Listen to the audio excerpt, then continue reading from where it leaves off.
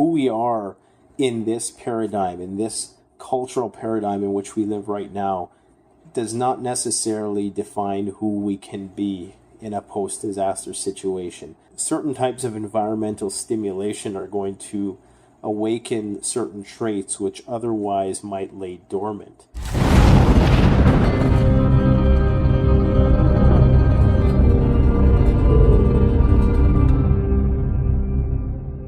Check out Vincent Von Doom's Disaster Survival Network website and YouTube channel. Informative and empowering talk radio for survivalists and preppers. Hi folks, Canadian Prepper here. So I want to do a video response today to the Prepared Mind, who did a video called The Metamorphic Hero. Now it's been a while since I've done a response video, so I want to jump in on this dialogue that The Prepared Mind and Hibernian Sun were engaging in about this idea that people are just going to rise to the occasion and perhaps become things that they're not in a post-disaster environment situation. So I've recently put out a video called The 10 Tenets of Survivability. I would encourage people to go and check that out because I believe that a lot of what's talked about in that video is going to factor into my argument in this one. Now, John of The Prepared Mind, and not to be confused with Prepared Mind 101, which is also a great channel. And just a quick disclaimer, just because, I might agree with certain things that John and Irish, aka Hibernian Sun, have to say, doesn't mean we agree about everything. So if you are staunchly opposed to them in one respect, let's try to stay focused on this particular issue. So John of The Prepared Mind, your main argument was that you didn't believe that people are going to up and be able to necessarily adapt to the changing circumstances. I think generally what you were saying was that, you're not just going to manifest a certain skill set that you need all of a sudden, and emphasizing the importance of training and this idea that who you are before grid down is who you're going to be after grid down. Now, I don't want to totally reject that in its entirety, because I do believe that what you're saying for the most part makes perfect sense. That a lot of those personality traits are probably going to be enduring in a changing environment. However, there are going to be traits that are not enduring and that are going to change. Now, Irish added to the conversation by saying that, there's the aspect of willpower that's also there. So it's not just about skill sets and training, it's also about willpower.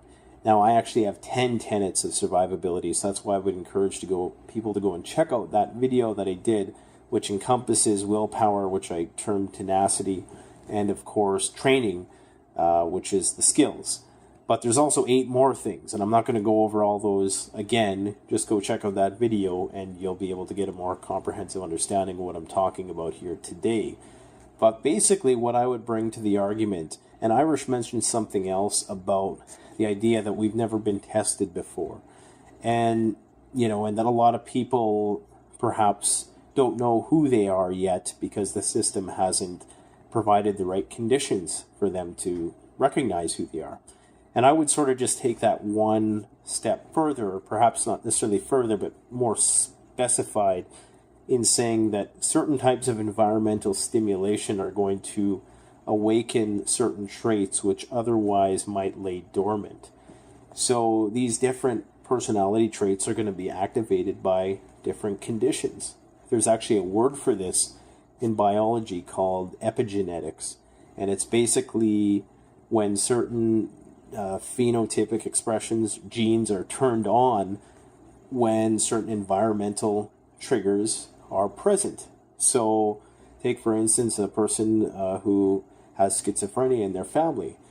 Should they never suffer any sort of lifelong trauma, should they never have any sort of drug-induced psychosis, they might never actually start exhibiting the symptoms of schizophrenia.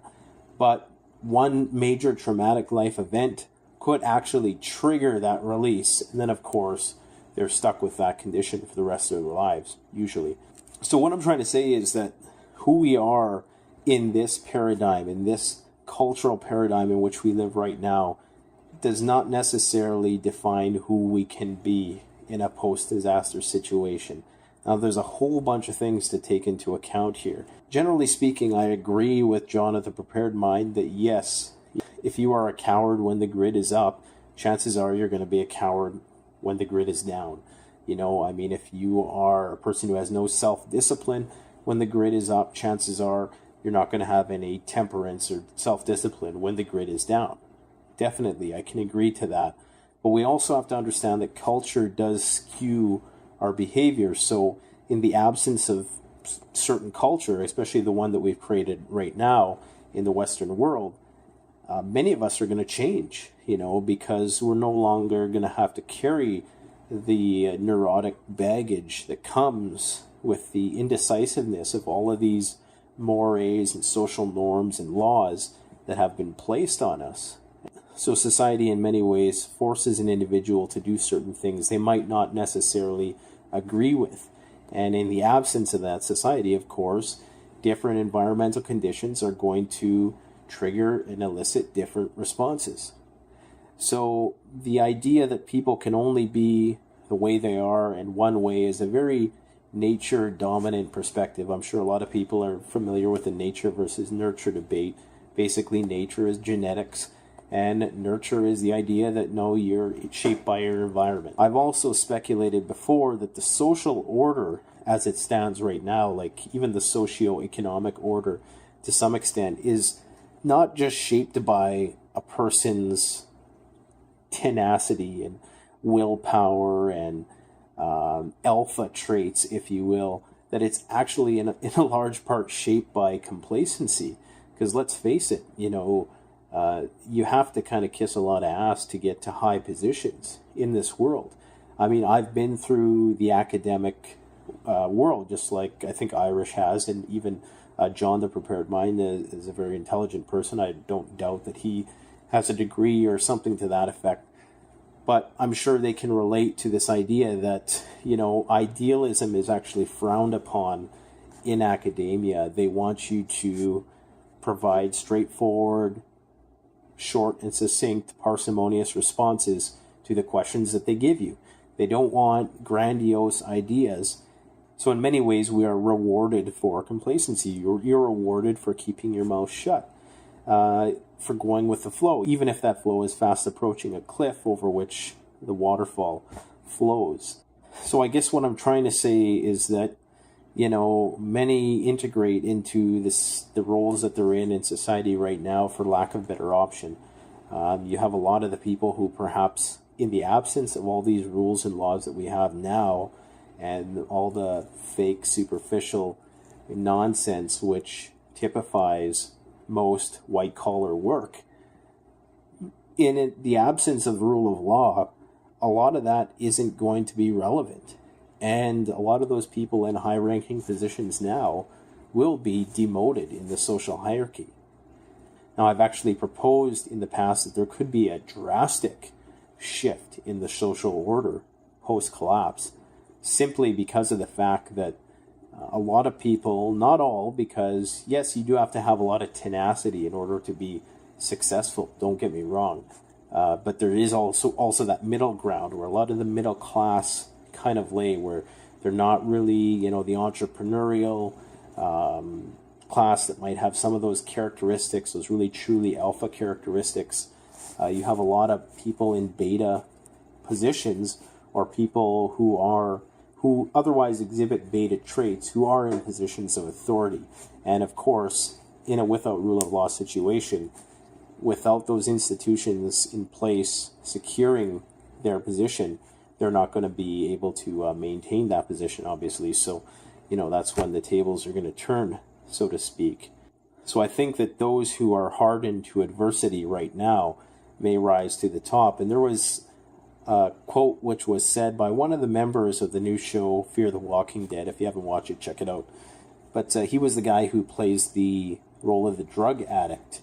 And I can't remember if it was in the show or if it was like one of those Talking Dead, after the show type talking affairs.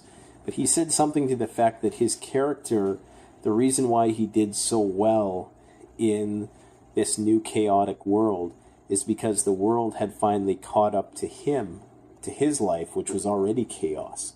So I found that kind of interesting that, somebody who's living and just surviving from day to day in this world will have a much easier time adjusting to chaos because their life is already chaos.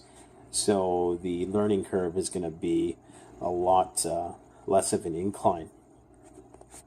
Now, I've also talked about, as John referenced, this whole idea that the good guys always win.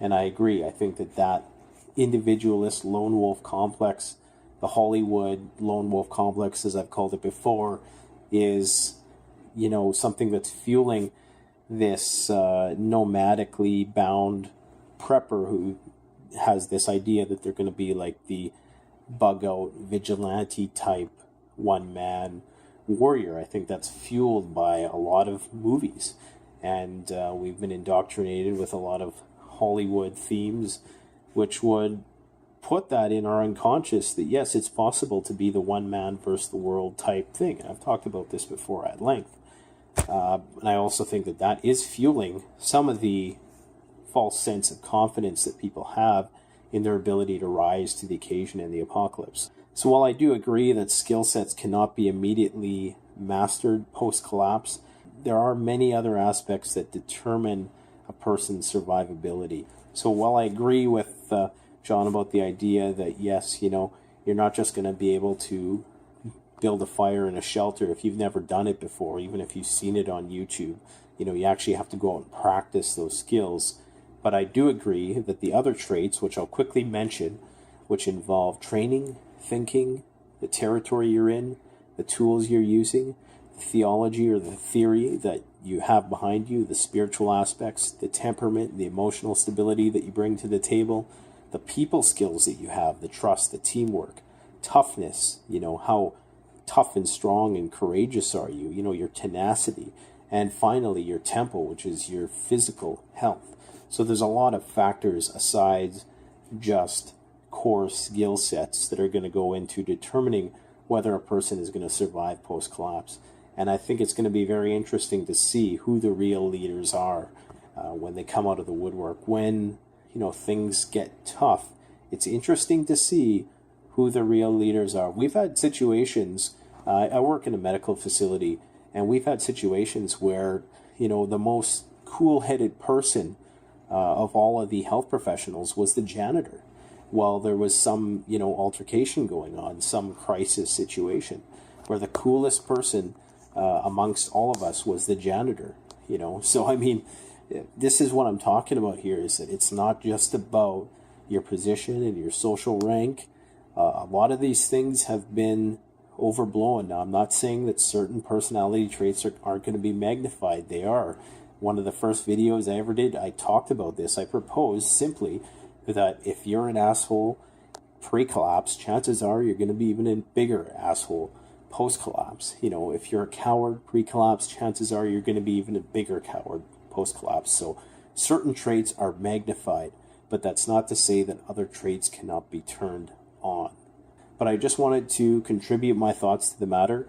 I really look forward to hearing more discussion and dialogue about this and video responses. It's been a long time since I've honored the preparedness community discussion, so I wanted to do that, and I wanted to weigh in and share my opinion. So let me know what you guys think about this. Please like, comment, subscribe, and I've said it before and I'll say it again, the next installment of the After the Collapse series is totally in the works.